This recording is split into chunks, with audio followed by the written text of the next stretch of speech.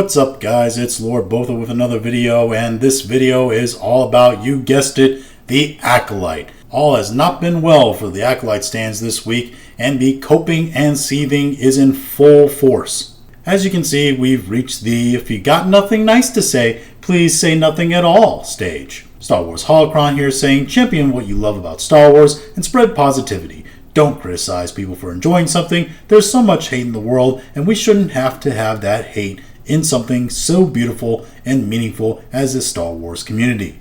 Holocron, of course, forgetting there that it's not about hate. It's not about spreading hate or spreading positivity in anything like that. It's about, you made a bad product. Star Wars made a bad product, and that product is being criticized. They should be able to handle that criticism, and I stand by what I said down below, which is don't question the product, just consume and be excited for next product. That's what they really want us to do. They don't want us to think about how the story doesn't make sense. They don't want us to think about the agendas and the message that are being woven in. They just want us to consume the product and be excited for the next product, no matter how garbage it is. Here's another post here from Halvik, I believe. Holy shit, man, if you're 60 years old and crying go woke, go broke about fucking Star Wars, you need to get laid or preferably punched in the mouth. I don't know. It's interesting there that Adam is doing something that seems a lot like calling for violence against critics of Star Wars, when it is his side of the aisle that constantly argues that all our criticism is doing is spreading hate and promoting violence against people in Star Wars. Here we get another interesting screenshot of a comment, and we never got a chance to see the Wookie Jedi fight. Shame on you. Now this man, Desert Daddy, is referring to the Wookie Jedi that died in episode 4 of the Acolyte. Someone from the Acolyte responded saying, unfortunately not everything gets to be included for budget and story reasons. We had an early draft that showed his fight and death scene, but it ultimately broke the POV of the episode in a way that I think wouldn't have worked well. This would be a good place to also point out again that this show had a budget of $180 million, roughly double the budget of Star Wars Kenobi. This also all comes to us as soon as the show hits 14% on Rotten Tomatoes, a worse score than the Star Wars holiday special from the 1970s. It's that bad. It's literally the worst rated thing in Star Wars history.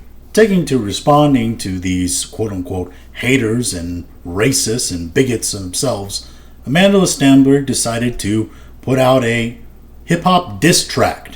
Maybe you saw it, and how cringe it was.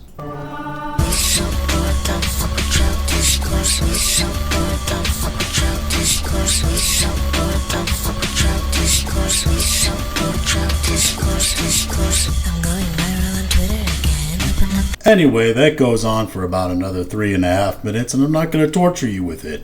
Also, I've been finding out that Amanda has been having people copyright struck because of playing her video. Because not only is she anti-Star Wars, she's also anti-creator. But in truth, it's just a way to silence people who are criticizing her or making fun of her video because it's so incredibly whack. I still don't know why she does that whole dancing thing. Like, she does that with her hands. This is the second time we've seen the hand dance, right? Because she did it in that interview that one time, right? Not the king of Star Wars. Not the.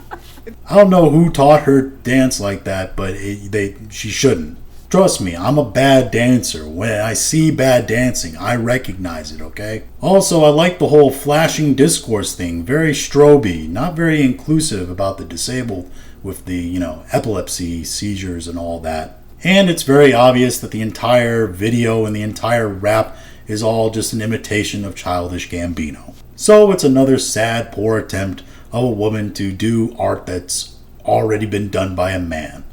A poor imitation of an artist that's far more talented than you.